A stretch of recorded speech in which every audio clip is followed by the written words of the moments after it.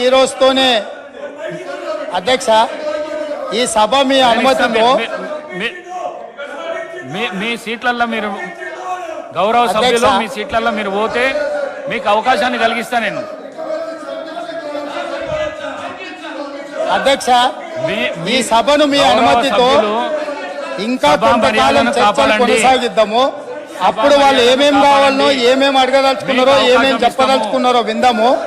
ఈ ప్రభుత్వంలో 10వ తరగతి పరీక్షలు అధ్యక్ష ఈ ప్రభుత్వము 10వ తరగతి పరీక్షలు నిర్వహించలేక 10వ తరగతి ప్రశ్నాపత్రాలు మీకు అవకాశం ఇస్తాము.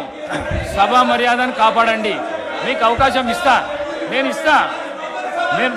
మీ సీట్లలో మీరు వండి గౌరవ సభ్యులు మీ సీట్ ఇస్తా. స్పీకర్ సార్, స్పీకర్ సార్, ముఖ్యమంత్రి గారు, speaker sir, speaker sir, speaker sir, speaker sir, మీరు అనుమతిస్తే వాళ్ళకు మైక్ ఇస్తే నాకేం అభ్యంతరం లేదు. మీరు అనుమతించి ప్రజాస్వామ్యంలో వాళ్ళు ఏం చెప్పదలుచుకున్నో చెప్పుకునే అవకాశం ఒకవేళ మీరు ఇవ్వదలుచుకుంటే నాకేం అభ్యంతరం లేదు అధ్యక్ష.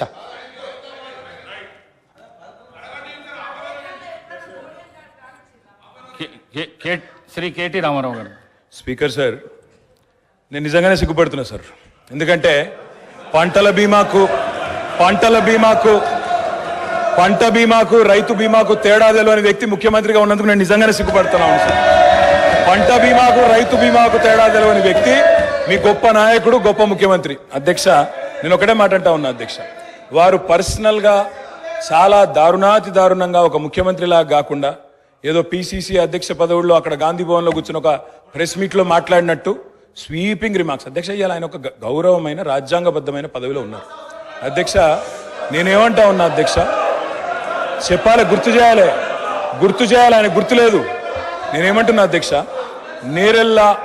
నేరెళ్లలో ఏదో జరిగింది, శాండ్ మాఫియా అని ఇష్టం వచ్చినట్టు మాట్లాడుతున్నారు. నేను ఒకటే అడుగుతున్నా అధ్యక్ష, 2004 నుంచి 14 వరకు శాండ్ మీద ఈ రాష్ట్రంలో, ఆంధ్రప్రదేశ్ రాష్ట్రంలో, తెలంగాణ ప్రాంతంలో వచ్చిన ఆదాయం మొత్తం రాష్ట్రానికి సమకూరిన ఆదాయం 39.5 కోట్లు అధ్యక్ష. అంటే సంవత్సరానికి 4 కోట్ల ఆదాయం కూడా రాలే.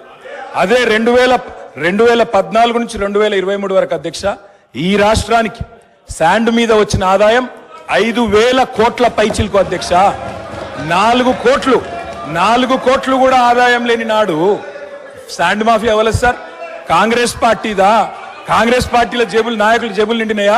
ఎవరి జేబులు నిండినాయండి? ఆనాడు శాండ్ ఆదాయం ఎక్కడ పోయింది అధ్యక్ష? ఇంకోటి, నేరెళ్లలో ఎవరో తొక్కిచ్చారు, ఎక్కిచ్చారు అధ్యక్ష. ఇదే పాత చింతకాయ పచ్చడి లాంటి మాటలు స్వయంగా ఈ రోజు కాదు అధ్యక్ష, వాళ్ళు ప్రతిపక్షంలో ఉన్నప్పుడు కూడా చెప్పినారు.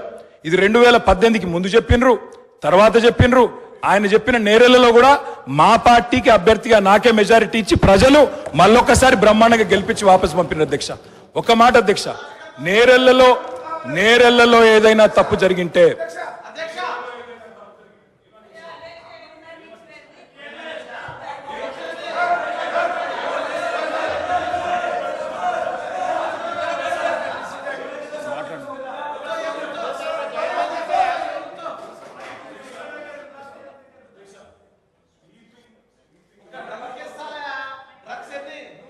స్వీపింగ్ రిమార్క్స్, నోటికి ఎంత వస్తే అంత మాట్లాడడం.